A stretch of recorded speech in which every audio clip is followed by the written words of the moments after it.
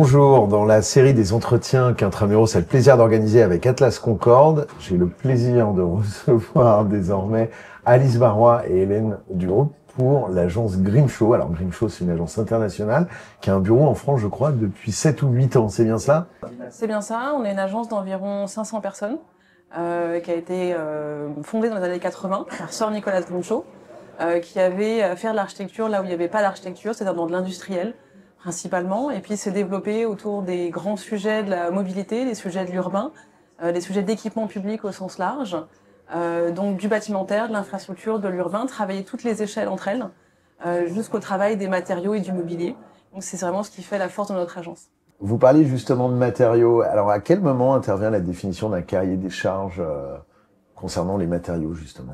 À plusieurs moments, c'est à la fois dans le volet programmation, c'est-à-dire bien avant que la mission de maîtrise d'œuvre d'architecte, de concepteur arrive, c'est au sein de la maîtrise d'ouvrage de réfléchir avec quelles sont leurs ambitions en termes de projet, en termes d'architecture. Et c'est aussi dans notre conception, dès les débuts, dès les premiers schémas, dès les premiers coups de crayon, où on va réfléchir quel matériau fait sens avec son lieu, parce que le choix d'un matériau, c'est tout d'abord son contexte dans lequel on s'inscrit, c'est aussi la relation avec l'artisanat, les entreprises avec lesquelles on travaille. La dimension de savoir-faire, elle est essentielle, et le bon matériau au bon endroit, c'est vraiment cette réflexion qu'on a sur comment on va construire, pourquoi c'est pertinent à tel endroit, comment ça a du sens vis-à-vis du programme dans lequel on est, des contraintes qu'on nous impose, qui sont nécessaires à la fonctionnalité tout simplement du bâtiment. Et donc c'est l'ensemble de ces critères qui va faire pencher vers un ou plusieurs matériaux qui vont travailler ensemble pour un seul et même projet. Vous parliez d'environnement, d'usage dans la définition des différents matériaux. Il y a aussi certaines valeurs qui vous tiennent à cœur dans l'établissement de ces différents critères. J'imagine que l'upcycling, le biosourçage, des éléments comme ça sont assez présents, non? Alors il y a plusieurs volets qui nous intéressent, nous, dans la définition des matériaux et les choix qu'on fait vis-à-vis des projets. Il y a un premier côté qui est tout ce qui est recyclage, vous mentionnez le réemploi. Et on a par exemple un projet qui est assez emblématique de l'agence, qui est une usine qui a été réalisée dans les années 80 par Nicholas Grimshaw, avec des façades en panneaux de fibre de verre, et qui a été réhabilité, qu'on a réhabilité en école d'art et de design en 2019. Et ce bâtiment avait été conçu à l'époque avec des panneaux modulaires en façade qui permettent d'être interchangeables entre un panneau vitré ou un panneau plein. Et ce qui est intéressant, c'est que dans cette réflexion d'avoir une façade qui puisse évoluer et donc être changée dans le temps, qui puisse évoluer avec le bâtiment et ses usages, c'est qu'on se rend compte que dans une rénovation complète de ce bâtiment, on va complètement changer sa fonction. On arrive à réutiliser ces panneaux, parce que c'est des panneaux en fibre de verre qui ont plutôt bien vieilli. Et tout le travail, c'est pas forcément juste sur la question de la matérialité, mais la question de comment on l'adapte aux contraintes d'aujourd'hui, qui sont principalement des contraintes environnementales, donc rajouter une isolation, du double vitrage, mais garder cette matérialité, ces coloris, cette trame qui fait la force et vraiment l'identité de ce bâtiment industriel, et de lui retrouver une nouvelle vie pour les 50 années ou les 100 années à venir, avec la réglementation d'aujourd'hui et avec les contraintes d'aujourd'hui. Et ensuite, il y a tout le volet pérennité, donc la durabilité sur le long terme, mais aussi des matériaux biosourcés, donc peut-être tu peux évoquer plus de choses. Oui, tout à fait. En effet, les matériaux biosourcés, on peut croire que c'est une simple tendance parce qu'on en entend parler un peu partout aujourd'hui, mais c'est plus que ça. C'est une vraie révolution par rapport à tous les matériaux qu'on a pu utiliser ces dernières décennies, le béton notamment, qui on a beaucoup vu. Mais aujourd'hui, tous les matériaux tels que le bois, le chanvre ou la terre crue, par exemple, c'est des matériaux qu'on voit de plus en plus dans tous les projets et qui demandent une certaine exigence, à la fois qui permettent de réduire notre empreinte environnementale, mais aussi de renouer un petit peu avec l'art de la construction dans son côté plutôt artisanal, comme le disait Alice, et qui nous permet aujourd'hui de nous reconnecter à la fois avec ces matériaux à notre époque aujourd'hui, mais de réfléchir à comment on va pouvoir construire et comment ces matériaux vont vivre demain aussi.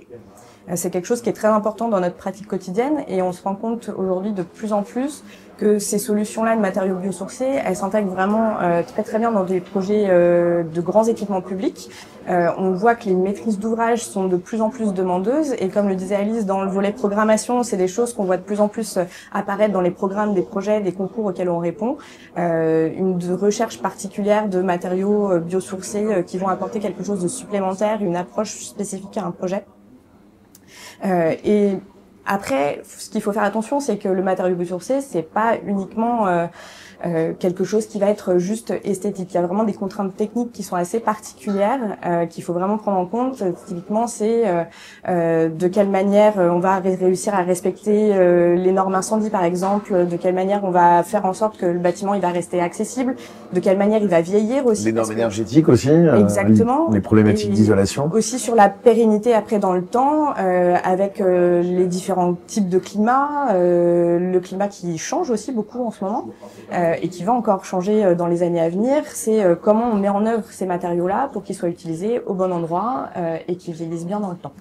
Et parmi tous ces matériaux, on en parlait ensemble tout à l'heure, il y a également la céramique, alors que vous n'avez pas utilisé uniquement pour de l'archi d'intérieur comme c'est beaucoup le cas, vous l'avez utilisé dans une façade, je crois. Oui, en fait, les matériaux comme la terre cuite, la céramique, c'est des matériaux qui vont avoir une durabilité assez intéressante, qui peuvent bien vieillir dans le temps. C'est un peu comme la pierre, c'est comme le béton, donc ils ont chacun des contraintes différentes. Le projet dont on a fait référence tout à l'heure dans notre discussion, c'est un projet de bâtiment universitaire à Londres, qui est le Dulwich College. On est dans un environnement, on va dire, historique assez important, avec des bâtiments classés qui ont vraiment une colorimétrie très rouge, avec des couleurs beige assez chaudes. C'est très intéressant.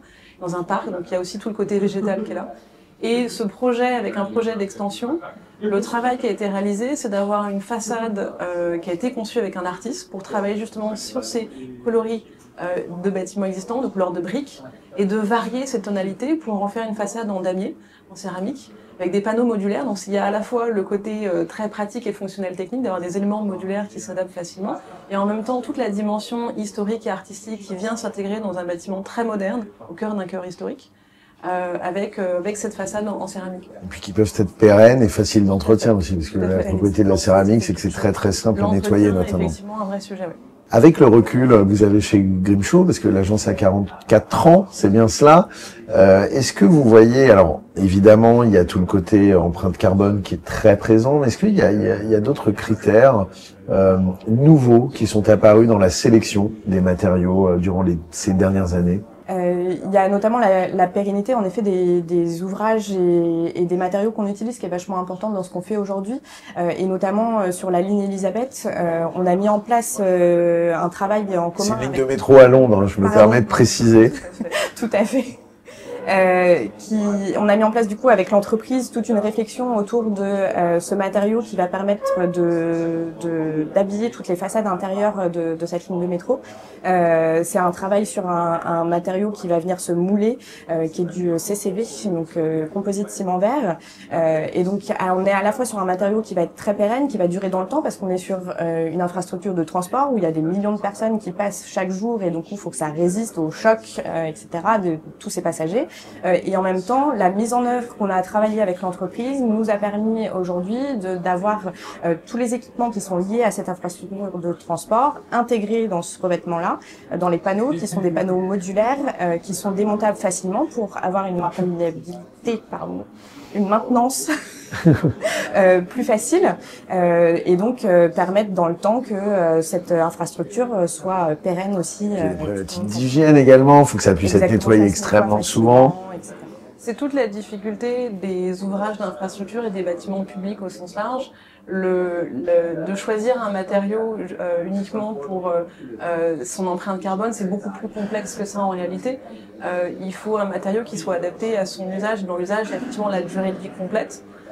Et on pourrait le comparer à des bâtiments qui ont été construits il y a plusieurs siècles, en pierre par exemple, qui résistent excessivement bien. Cette question de durabilité, d'être en capacité de construire pour pas uniquement les 10 prochaines années, mais avec une vision beaucoup plus large. Quand on réalise un ouvrage d'art, par exemple un pont, on construit contractuellement, on construit avec l'idée que l'ouvrage d'art, peut tenir une centaine d'années, voire plus. Et donc cette question de temporalité, elle est nécessaire dans le choix du matériau. On a réalisé à Toulouse une passerelle, qui est une passerelle piéton-vélo. Et le choix des matériaux pour cette passerelle, on est dans une zone inondable, et donc tous les ouvrages de rampe, les ouvrages de descente sur l'île sont en béton, qui nous permet de résister aux inondations, aux chocs d'embâcle. Et aujourd'hui, ce matériau reste adapté, malgré son empreinte carbone, reste adapté à un environnement tel que celui-ci. Et il permet, d'un autre côté, de décarboner la mobilité. Donc il y a aussi un équilibre à faire entre l'usage qu'on apporte, la durée de cet ouvrage d'art, à condition qu'il soit bien sûr maintenu sur le long terme, correctement, et le bénéfice qu'il va apporter pour la collectivité et sur l'espace public au sens large. Et à votre avis, c'est une tendance qui va se pérenniser dans les prochaines années, ou est-ce que vous voyez aussi de nouvelles révolutions?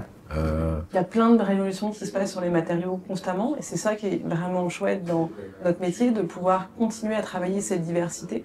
Il y a aujourd'hui, cette diversité, elle arrive de plus en plus, elle revient de plus en plus.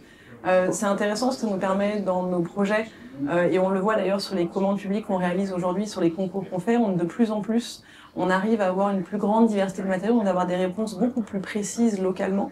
On a réalisé un concours l'année dernière pour Toulouse Métropole et la région Occitanie dans le cadre de la réflexion sur la gare matériaux pour un pôle multimodal. Et on a eu l'occasion avec l'agence Calen avec lequel on a réalisé ce concours de réfléchir sur les matériaux, quels sont les éléments qui sont produits localement, qu'est-ce qui fait sens à cet endroit-là.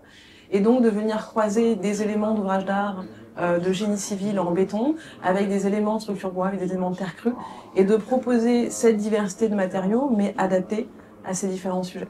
Donc c'est ça qui est intéressant aujourd'hui, c'est toute cette diversité et toute la recherche qui se fait dans l'artisanat, les entreprises, d'aller trouver plus d'innovation dans ces matériaux. Et l'innovation, c'est tant sur des bétons plus performants que, comme le disait Hélène, sur du biosourcé. Et c'est vraiment la diversité des matériaux dans lequel je pense qu'on trouvera la bonne réponse pour l'avenir. D'aller chercher à chaque fois le meilleur de chaque matériau pour ses propriétés, pouvoir les combiner. Il n'y a pas une seule réponse. Et d'ailleurs, ça serait vraiment dommage, d'ailleurs, s'il y avait une seule réponse, un seul bon matériau pour tous les projets. Et on le voit bien, ce qui est intéressant quand, en termes d'architecture, quand on se balade dans des villes, dans des territoires, c'est que chaque territoire, chaque ville a une architecture qui lui est propre et spécifique. Et c'est ça qui est intéressant dans l'architecture, c'est de garder cette spécificité. Eh bien, Alice et Hélène, je vous remercie d'avoir passé ce moment avec nous. C'était un plaisir de vous recevoir. Et puis, nous serons très attentifs chez Intramuros quant à vos prochaines réalisations. Merci à vous. Merci beaucoup. À bientôt. À bientôt.